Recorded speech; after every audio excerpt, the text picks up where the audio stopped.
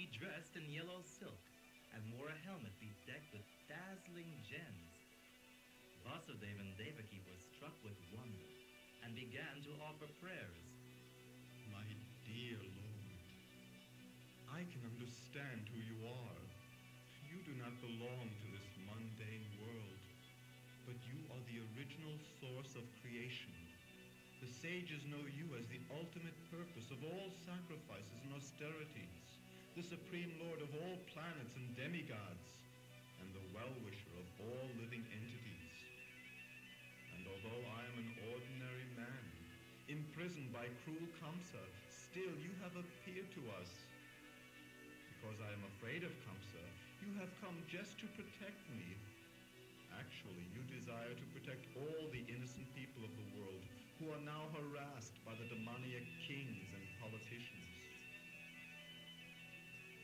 My lord, your transcendental form is perceived in meditation by great sages.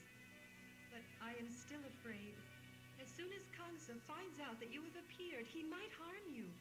Please, for the time being, become invisible to our material eyes.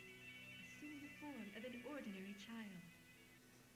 On hearing their prayers, the Lord replied, My dear mother and father, many ages ago, in the millennium of Swayambhuva Manu, Lord Brahma requested you to beget offspring. Both of you practiced severe austerities for 12,000 years by the calculation of the demigods. During that time, your mind was always absorbed in me. I was very much pleased by you. O sinless mother, your heart is always pure. At that time, I also appeared before you and asked you to state your desire. You did not want liberation from this world of distress. You asked me in your son, and I gave you the benediction that I would take birth as your son 3 times, and thus I first appeared as Krishna-Garba. In the next millennium, you and Vasudeva took birth as Aditi and Kashyapa, and I also became your child. I appeared in the form of a dwarf known as Vamanadeva. And now for the 3rd time, I am born as Krishna.